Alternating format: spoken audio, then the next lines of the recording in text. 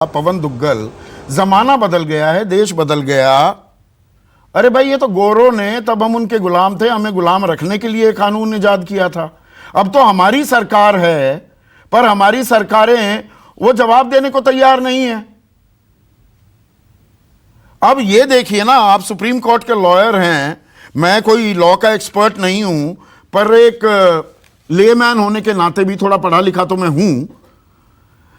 एजी कह रहे हैं कि मिसयूज हो रहा है कानून का, attorney general, first law officer, और सॉलिसिटर जनरल कह रहे हैं कि the centre stand is yet to be filed and therefore he would not know whether the stand is same or different. अरे भाई, एसजी ये कह देते कि हाँ, कानून का बेजा इस्तेमाल तो हो रहा है कि सेम पेज पर है सॉलिसिटर जनरल, अटॉर्नी जनरल। ये इसमें इतना लीगलीज करने की, कानूनी पैंतरे इस्तेमाल करने की क्या जरूरत है? देखिए, आज धारा 124 ये जो है आपको इतना विशाल छाता देती है कि आप उस छाते के अंतर्गत लगभग हर व्यक्ति को ला सकते हैं, क्योंकि अल्टीमेटली डिस्क्रिशन सरकार की, लॉ एनफोर्समेंट एजेंसी की है कि वो डिटरमाइन करेंगे कि आपकी जो गतिविधि है भारत के बरखिलाफ वेजिंग वॉर की होती है या नहीं है। तो राजद्रोह इतना लूजली डिफाइंड है, लेकिन उसको अभी भी इसलिए रखा गया है क्योंकि उसको कहीं ना कहीं सॉवरेन सरकारें समझती हैं कि शायद गवर्नेंस में एक इफेक्टिव टूल होगा।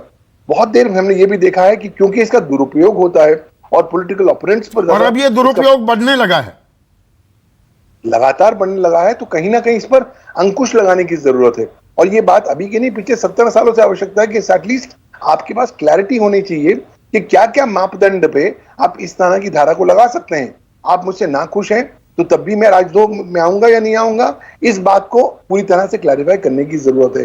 लोगों के दिलों में जो शक शुबा हो रखी है, सस्पिशन हो रखी है, उसको क्लैरिफाई करने की जरूरत है। अल्टीमेटली देखिए, कानून का मकसद है कि कहीं ना कहीं हमारे यहाँ पब्लिक ऑर्डर बने, लेकिन अगर कानून खुद ही हथियार बन जाए, आप पब्लिक ऑर्डर को, हथियार है ना आज की तारीख में भाई। 149 मामले दर्ज किए गए हैं राजद्रोह के, क्योंकि प्रधानमंत्री मोदी के खिलाफ गंभीर अपमानजनक भाषा का इस्तेमाल हुआ। यह बहुत गलत है, अपमानजनक भाषा का इस्तेमाल नहीं होना चाहिए, पर तय कौन करेगा? 144 केस उत्तर प्रदेश के मुख्यमंत्री योगी आदित्यनाथ की आलोचना करने के हैं। इनमें आम आदमी पार्टी के सांसद, राज्यसभा सांसद संजय सिंह भी शामिल हैं।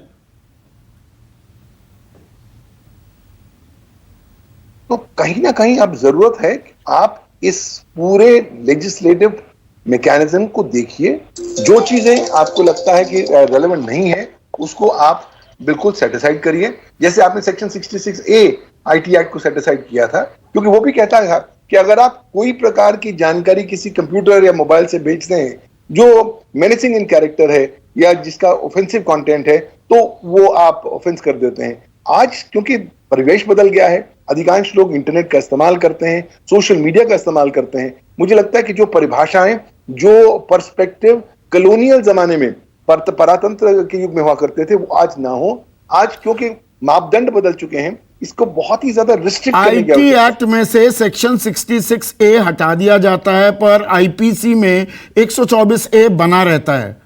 यह समझ में आता है? ये पल्ले पड़ती है आपको बात, पवन? देखिए, कहीं ना कहीं मुझे लगता है कि आपको एक यूनिफॉर्म अप्रोच अपनानी पड़ेगी।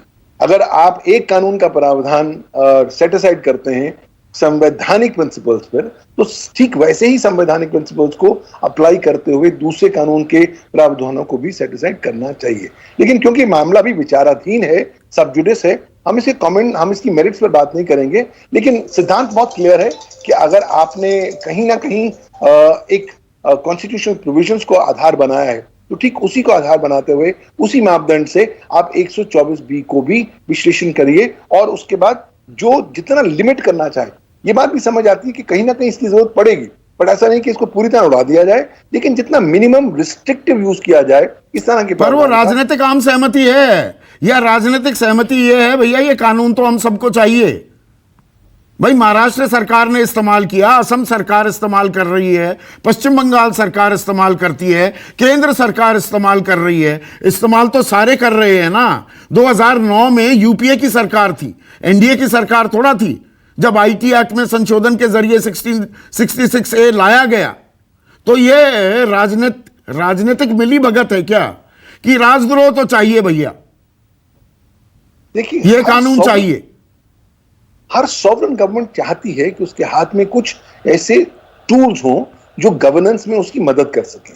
ये 124 गवर्नेंस में कि डराने के लिए? इसमें गवर्नेंस कहां से आ गई? ये तो डराने का हथियार है।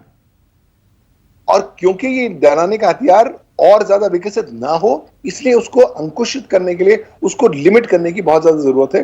उम्मीद करते हैं कि सुप्रीम कोर्ट इस पर एक होलिस्टिक व्यू पॉइंट लेगी, लेकिन इंतजार करना पड़ेगा सुप्रीम कोर्ट क्या कहेगी।